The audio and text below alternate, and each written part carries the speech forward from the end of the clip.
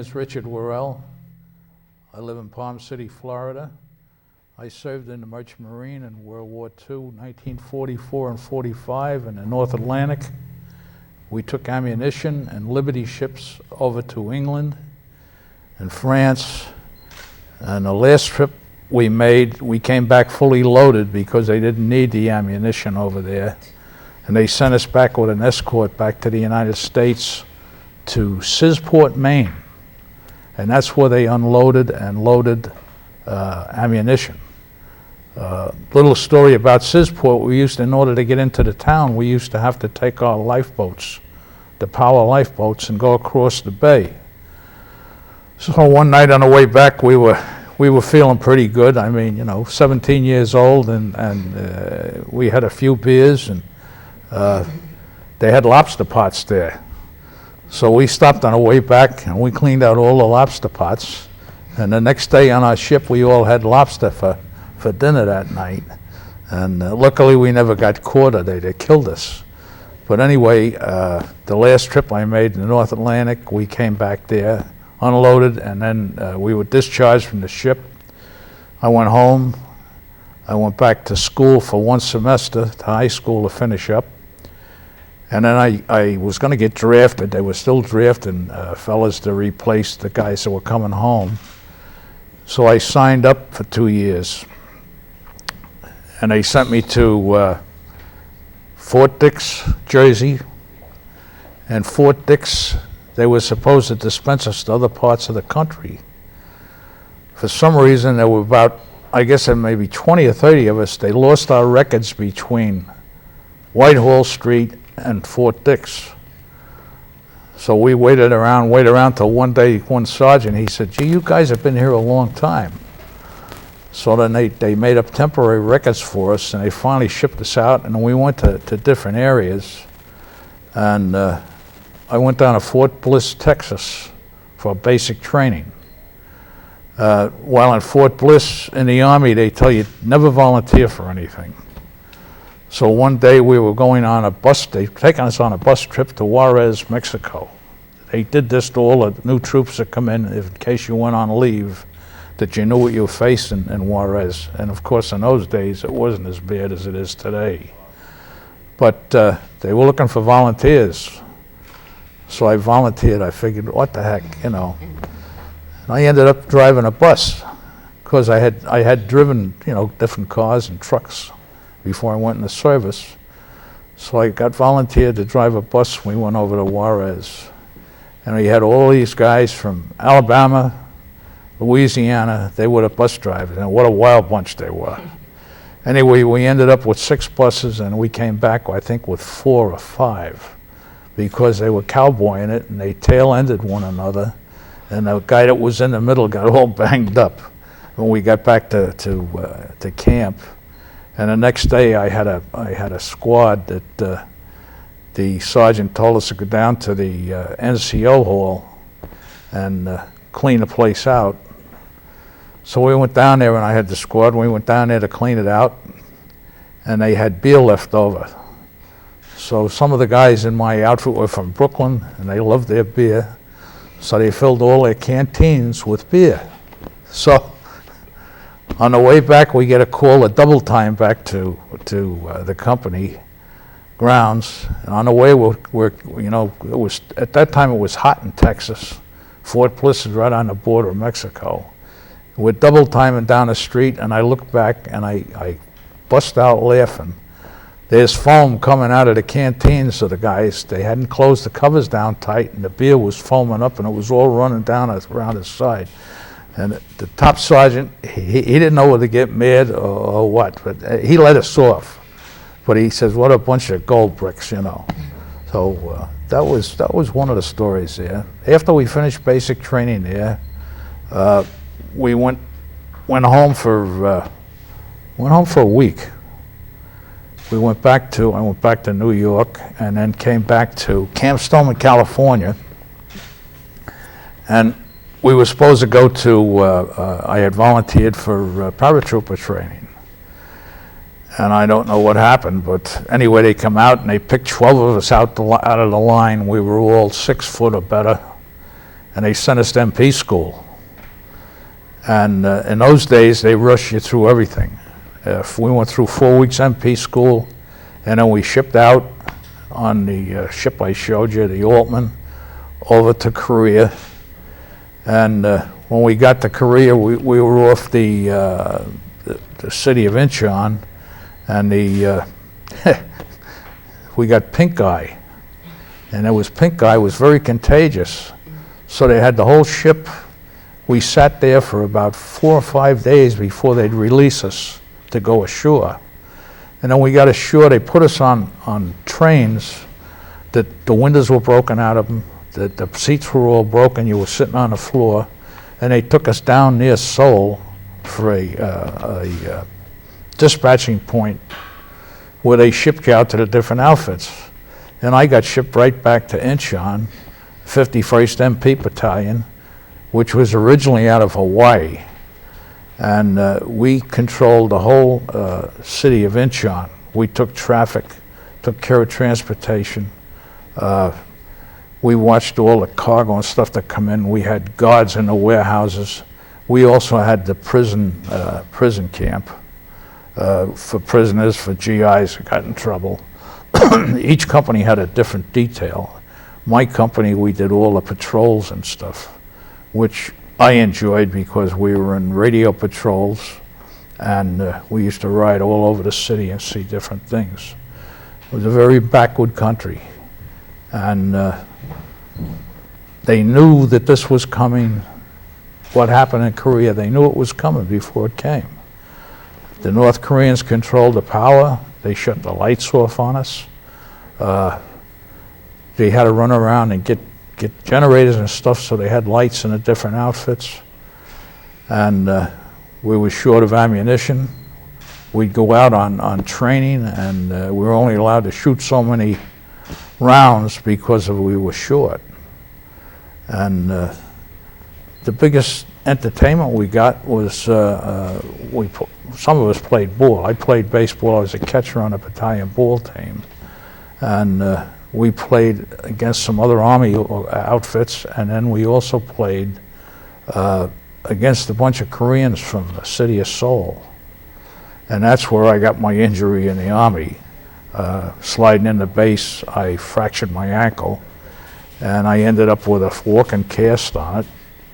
They sent me down to the hospital, and they put the walking cast on, and they put me in the prison ward. They didn't have any beds. So they put me in the prison ward with all the prisoners. So some of the fellas come down from my outfit to see me, and I was in the prison ward. But a couple of days later, they shipped me out to my outfit, and they put you to work. My commanding officer sent me to the motor pool, and he put me in there as a dispatcher. And then I was there about, I don't know, a month or two dispatching, and one night when I was on duty at night, you slept right there in the motor pool. There was a Korean broke in to steal gas out of the gas depot. And the fellow was on, he shot and killed a Korean. And I slept through the whole thing. I didn't know about it till the next morning. They woke me up because we made all the trip tickets out. If you had a vehicle, you had to check out in the morning. Dispatch made them out ahead of time. And, we put them on the desk, and the guys would come in, and generally we slept until about 6:30, 7 o'clock. And then I started working out on the bars and stuff, and my company commander saw me hanging from the bars one day, and he says, "You're well, you go back to work." So I went back to work, and they made me a corporal. And I used to do radio patrols. And I showed you the pictures of the M8 armored car. We used to patrol at night with that down in the city of Incheon. Some officers didn't like it because they had to ride in that, but others preferred it. And we went down through all the warehouses where we had guards, and they checked on them, officer of the day. And that was basically what it was. I spent 18 months there. 17 months there. I finally got out of there and came home And I don't think it was 6 months later. I got out of here in 48. I don't think it was 6, 7 months later things started breaking out there. Of course, in 1950, they had to break out with the North Koreans. And one of my buddies wanted me to go in a reserve at the time. And I said, nah, I think I've had enough between the Merchant Marine and the Army. I mean, it was almost 5 years of my life. And he got called back on the Korean thing and got killed. So to this day, I say, gee, you know, what's meant to be is meant to be. You know? What else can I tell you? You got any questions? I'll glad to answer them. When you were patrolling, what were you patrolling for, any certain things? Or? Well, you had a radio patrol and jeeps. We were in jeeps, two-man patrols. And we patrolled all down in the city of Incheon for anything. Civil disturbances, trouble with we had a lot of trouble with the transportation group. I shouldn't say it, but they were black guys, and some of them were great, and some of them were just, you know, they just got themselves in trouble, and it was our job to bring them in. And I'll tell you a story. I brought one fella in one night, and he was really, he really got out of line, and we had to pull two of us. My partner was, Davis was a farmer from out in Minnesota, and he was as big as I was. We were both 6 foot. We had all we could do to hold this guy down. And we had been told, if you have any trouble with any of my men, you bring him into the outfit. And we took him down to the outfit, and their sergeant come out, and I was shocked. I'm 6'1". This guy must have been 6'3". He was a top sergeant. And he come out, and he rolled his whole company out in the street. And he made us stay there and watch it. And he lit into this guy. I mean, they had a real rough and tumble. But you know what? We never had any trouble with any of his outfit after that. He says, anybody else wants to start trouble? This is it. I don't want my men in trouble. He says, you bring them into me. So if we had any trouble with them, we just took them into their sergeant, and he took care of it. You didn't have to lock them up, just take them in. And they were scared to death of him. And he was a nice guy. I'd call him a pussycat if you talked to him. I mean, he could sit here and talk to you, and he was a regular soldier. You know? Were there a lot of African Americans there? All the transportation fellows were African American, almost all of them. Their officers were white, and they were black. And listen, they were a wild bunch. We were all were, you know. But you know, I respected them. You know, if one got out of line with me, well, you know, we just turned them in. That's all. Yeah. You mentioned that the officers had separate opinions on being in the armored cars. What was your opinion on that? Well, the armored car was great, especially at night. You know, if there was any shooting or anything, which it got towards the end, it got hardly at all. But if there were any shooting or anything like that, your armored car protected you.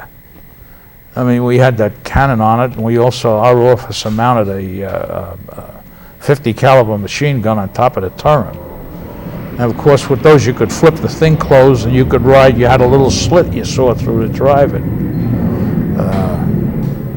It was a good deterrent. I'm sorry I didn't find the other pictures. After a while, he had it painted white with black stripes on it, so they could see you coming. You know, but it was a good vehicle. I liked the Jeep better. The Jeep you could go any place with, and they were reliable. The only thing is, in the wintertime, you didn't have any heaters, so I mean, it was cold. You gotta realize, Korea, I saw 70-degree weather in October, and a week later you were down to 0. And you showed the pictures I showed you of the snow. I mean, it snowed. And we used to have to bring all our water in. We had to bring it in on a semi from up near Ascom City. Was about maybe 7 or 8 miles away. We used to have to go up there and fill the big water tanks, and then come down and pump it into our our system, so we had water so you could take a shower. At one time, we washed out of a helmet. We were so short of water that each guy got a helmet of water, and you washed out of that. The soap and water. So when you got a chance to take a shower, it was great. But all in all, it was a tough country. It was a back country. Look at it today. South Korea is a very modern country today. Did you befriend anybody, like any of the Koreans when you were over there? Well, I befriended that blind fellow that I had met when I was in one of the Korean police stations. And I'd say he was in his late 20s. He was completely blind, but very intelligent, and he spoke good English. So I used to talk to him, and he got so he knew when I was on duty that when I came around, I'd stop and I'd talk with him. And I got him Braille books that my aunt got for me, and she shipped them over to me, and I got him these Braille books. And when I got out of the service, I corresponded with him for a while, but then when the thing broke out over there, I never heard anything more, so I don't know whether he was living or not. He had 2 brothers and a sister, and they were all pretty smart people, and they all spoke good English. Did you have any friends that over there that you still talk to, or? I'll tell you something. I was up in Ascom City, which is about, I said, 7 or 8 miles away, and got talking to one of the guys, and he said, "Where do you come from in New York?" And I said, "I come from Merrick." He said, "Gee, we got a guy down in the engineering outfit down there. He comes from Merrick too." So he told me, I said, "It couldn't be a Bob, Bob." He said, "It's a Bob DeFonso. I went to school with this guy." And I managed to get my company commander, we call him the old man. I got the company commander to let me take a Jeep with another fella, and we went down there one day on a Sunday when there was nothing doing. I was off duty. And we went down, and Bobby was working on a Jeep. And I said to the guy, "I'm looking for Bob DeFonso." And he says, "Hey, you see those legs sticking out under that Jeep over there?" He says, "That's him." So I went over, and sure enough, it was Bobby. We had went to school together. And in fact, Bob lives in Florida, up north. I'm not exactly sure where up north, but I met him again in a class reunion I went to, and Bob was sitting at the table right across from me. And I knew his dad, and of course I was a fireman for years, so I met his father, was our like treasurer and stuff in the fire department. And Bobby went to work for the airlines. He worked for them until he retired in St. Louis. So he was the one fellow I met. A lot of the other fellows that I was in the service with, I got a call, it's got to be 8 or 9 years ago. One night, I picked up the phone. Chris Cristofanelli was his name. He was in the service with me in my outfit, and he came from Chicago. And he got out of the service. He went to college on a GI Bill, and he became an engineer. And he worked for Sperry Moran. He worked for them, and he was living when he called me, he was living in Arizona. He had been out there for Sperry. And another fellow I knew from Washington, he died. Him and his wife both passed away. Oh, we're getting fewer and fewer. I have a son who's 53. He just retired from Northrop Grumman. Oh, wow. My dad works there. He worked for Grumman? He worked for Grumman up in New York. Okay. Now he works for Vought in Stewart. Oh, yeah. Well, my son went to work for Sperry, for Grumman, Northrop. He worked for Grumman first, and then when Northrop come in, and he was a boss, he handled all the contracts that come in. He did all that. In fact, when he retired here this past year, they had to get an outsider from the company to come in and do the job, because the only 2 men they had were senior men, and they didn't want the job. They're getting ready to retire. Yeah. So he put 27 years with Grumman. Were a lot of people from your school class, did they get drafted into the war? A lot of them did. A lot of them didn't. Well, you got to realize, 1940s, everybody, if you got old enough, you couldn't wait to get in the service. I mean, my brother went in the service, my cousin went in the service, and I got to get in. And Did they all want to go into it? most of them did, yeah. Fellas I went with, one fella, Nicky Esposito, went into the Navy. He served in North Africa. Louis Napoli, he went into the Army, he got into the Air Force, and he flew the hump over India. He was gone for 2 years. Louis was a good year older than I am. Everybody, it was the thing. Everybody wanted to get in and serve their country. And, but it was a different age, I don't regret it. I don't regret a bit of it. I think it was great. I met a lot of people. I made a lot of friends. I learned late in life. I graduated from night college at 35, so I mean, I had a wife and family I supported, but I went to night college and I got my degree. Because one of the guys in the fire department said to me one night, he says, you know, dummy, why don't you go to college? So I started going to night college, and I got my degree in business administration. And I spent many years as a volunteer fireman and as a paid fireman. My last 11 years of my life before I retired, I spent with the town of Hempstead up in New York as the first deputy town clerk. We had 800,000 people in the community, and our office handled all the licenses and cab licenses, tow car licenses, birth certificates, you name it, marriage certificates. We did it. That was the last 11 years before I retired, and I enjoyed it. I enjoyed being with my kids and my grandchildren. I'm 81. I hope we don't have another war, fellas. Did you enjoy being in Korea and serving? The what? Did you enjoy being in Korea and serving?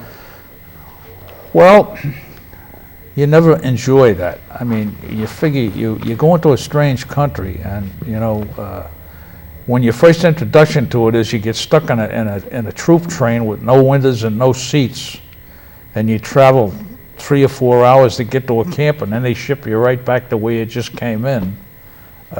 You get a sort of an attitude, but I enjoyed it. I enjoyed the people there. I enjoyed learning. I learned a lot of things, and I learned. I met a lot of people from different aspects of life. I had a fellow in my outfit. I can remember him to this day. Georgie Creel, his name was. He came from Southern California. That poor guy, all the time in the winter, he froze. I used to feel sorry for him. He had every piece of GI clothes that he could get on, he had on, and he still wasn't warm. I mean, he just come from a warm climate, and he just couldn't get used to the climate. But basically, the country was, it was a tough country. And when you figure they lived out of the outskirts of town, even in town, they didn't have central heating. They had these little space heaters. When you went out of town, they lived in a mud. They were like mud houses with a grass roof, and their heat was a thing dug in the ground, and in the middle of the thing, and that's where they lived. And it used to go down below zero. I mean, I saw it one time there, it was 10, 20 below zero. How the hell those people lived, I often wondered. But overall, it was a good education, and I learned a lot. I don't want to go back. I mean, I enjoy my life. I think this is the greatest country in the world. Don't let anybody ever tell you otherwise. We have our differences, but we can state our differences. You might not agree with what I say, You might not agree who I voted for in the election, but that doesn't make us enemies. That's why this country is so great. I mean, I saw over there that in some of those countries, you couldn't open your mouth. I mean, they're people are brought up different. They're cruel. I don't know if it's changed over there any, but this is a great country. And I think we've come a long way in our differences and our prejudices. Yeah. When you were in Korea, did you have any trouble with Koreans, like breaking into things or anything? Breaking in, they were great at that. They worked on the docks, and believe me, we're all sitting here in this room, and they'd be working on something across the room, across the dock, and they could break into stuff, and you didn't know it. They were that good. I used to marvel, and occasionally we caught them, or they got caught, and then we had to turn them in. I got called in one day down in the docks from this officer, Korean, had broke into, I forget what it was. He broke into the case, and they caught him. And when I got up there, I learned over the years to understand enough Korean that I knew what was going on.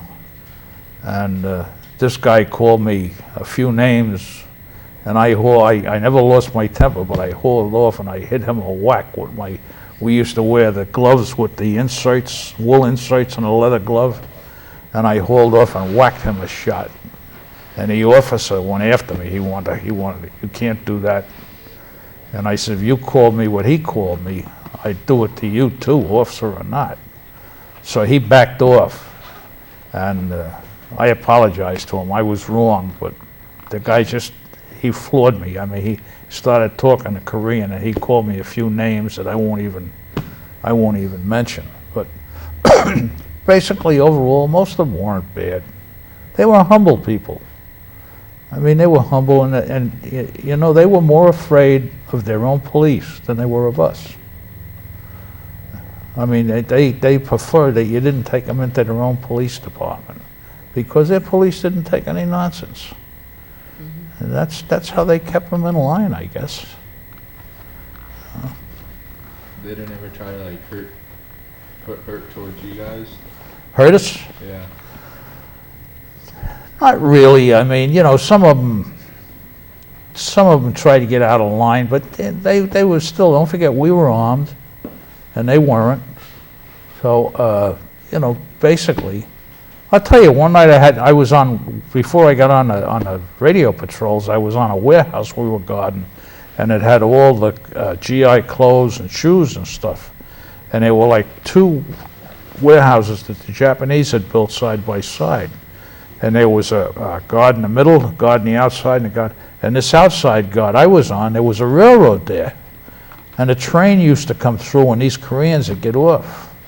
And one night they got off, and I'm there with a carbine rifle, and this Korean got off, and there was a couple of them, they were drunk, and they started down. I think I was more scared than they were, because, you know, you didn't want to shoot anybody. I managed to shove them off, and one of their friends was sober enough to realize what was happening, because once I cocked the rifle and loaded it, he was sober enough and realized, and they finally backed off. But I'll tell you, I was a little shaky that night, because, you know, nobody likes to kill anybody. And I've seen some of that.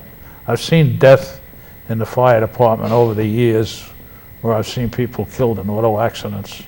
I've seen people burned up in homes from smoking in bed. Overall, they weren't bad.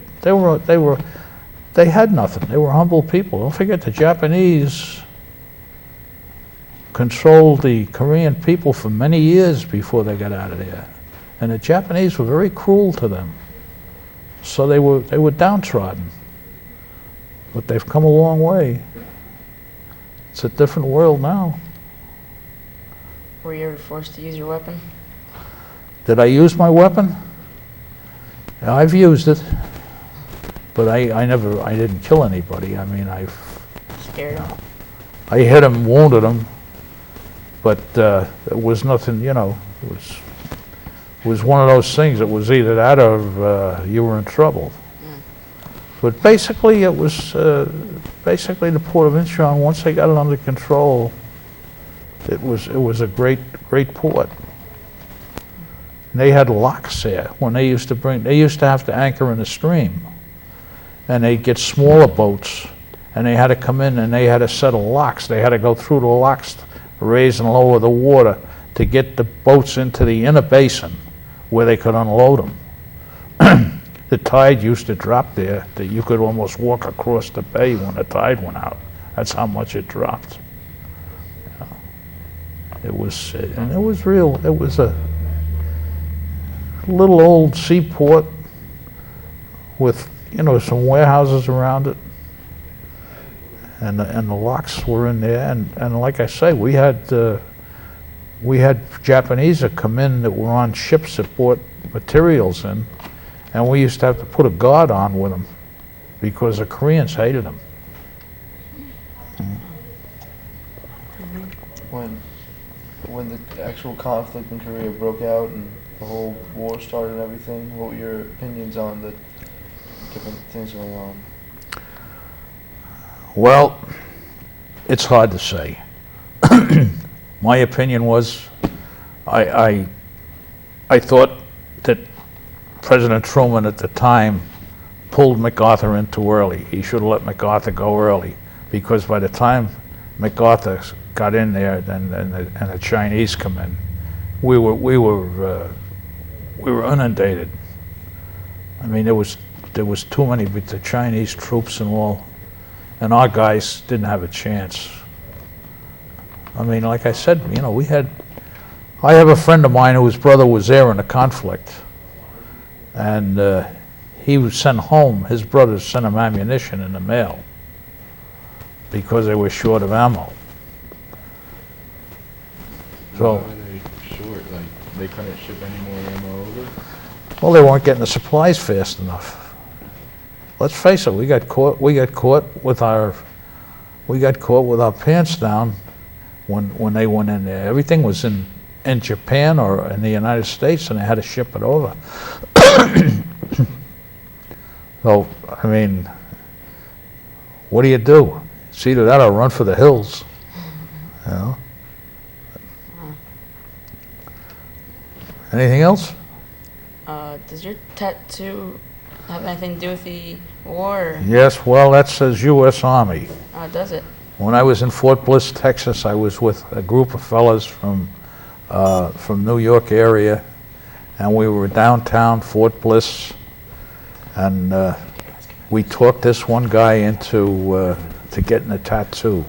They had a tattoo artist in the front of the bar or grill where we were having a beer, and we talked him into getting it, and he started blubbering that we were all a bunch of phonies, and also we all got U.S. Army tattooed on our arm. There were 5 of us.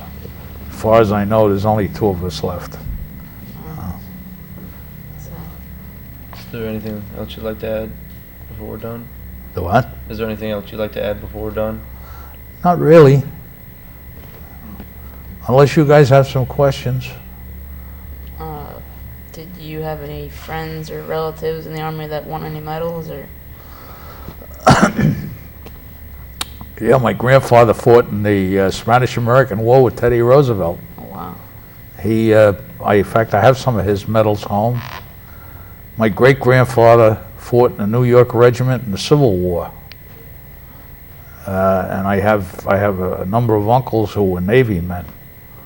One of them went down on you fellas wouldn't remember it, but I think it was the Leviathan. It sunk, and he went down on that. He lived, but he was on a ship when it was sunk. My family is all mostly Navy people, a few Army people. Wow. That's it. Thank you. Thank you. Thank you very much. Okay, Yeah. thanks for Very having me. interesting, yeah.